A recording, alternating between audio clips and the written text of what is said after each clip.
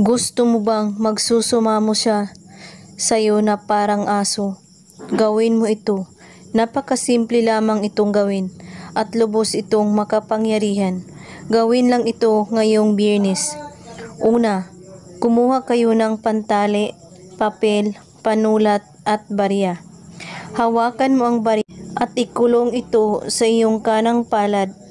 Habang kinulong mo sa inyong palad, ay isulat mo sa papel ang pangalan niya. At pagkatapos, sambitin ito.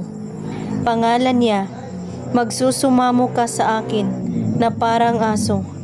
At pagkatapos, ibalot ito ang barya sa papel at talian mo ng pula na pantali. Itago ito kahit saan na walang makakakita nito o makakaalam.